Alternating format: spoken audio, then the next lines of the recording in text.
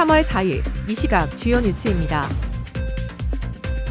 구윤철 부총리는 환율 급등에 대해 매일 점검하고 있으며 달러는 부족하지 않다고 밝혔습니다.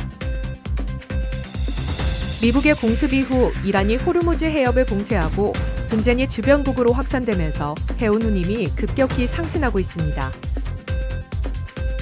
반도체 생산이 4% 넘게 급감하면서 1월 전 산업 생산이 1% 이상 감소한 것으로 나타났습니다. 한국증시는 외국인이 반도체 업종 비중을 대폭 줄이면서 급락세를 보인 것으로 나타났습니다. 여한구 산업통상부 통상교섭본부장은 개미투자특별법의 적기 통과가 한미 통상관계에 매우 중요하다고 강조했습니다.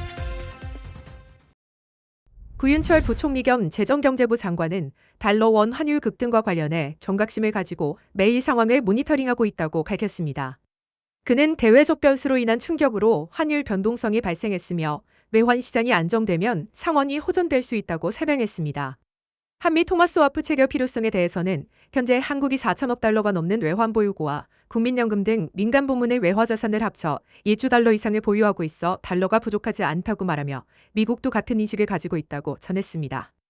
따라서 한국 정부는 외환 부족 상황이 아니기 때문에 토마스와프를 체결할 필요가 없다는 미국 측 입장을 강조했습니다. 이와 함께 정부는 외환 시장 안정과 환율 변동성 대응에 대한 철저한 점검을 지속하는 상황입니다. 미국의 공습 이후 이란이 호르무즈 해협을 봉쇄하고 분쟁이 주변국으로 확산되면서 해운 운임이 급격히 상승하고 있습니다. 초대형 원유 운반선인 VLCC의 용선 비용은 하루에 40만 달러를 넘으며 크게 올랐고 이 중에서도 한국의 잔금 상선이 단기 용선 시장에서 높은 점유율을 차지해 최대 수혜를 보고 있습니다.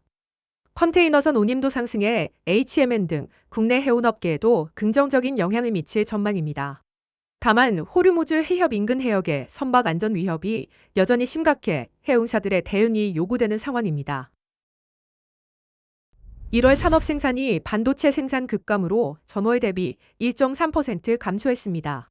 반도체 생산은 4.4% 줄었으며 기타 운송 장비와 의약품 등도 큰 폭 하락했습니다. 하지만 소매 판매는 2.3% 증가하며 2달 연속 상승세를 이어갔고 설비 투자는 6.8% 증가해 넉 달 만에 플러스 전환했습니다. 특히 고사양 반도체 중심으로는 견조한 생산 흐름이 유지되고 있습니다.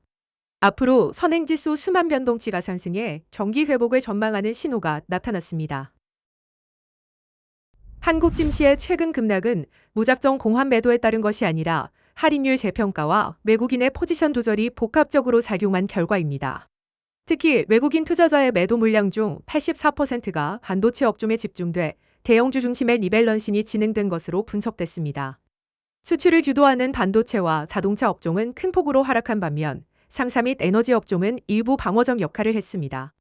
향후 시장의 하반 경직성은 주가 수익 비율인 PER 밸류에이션의 하단 도달 여부에 주목해야 하며 환율, 외국인 수급, 에너지 가격의 안정이 핵심 조건으로 보입니다.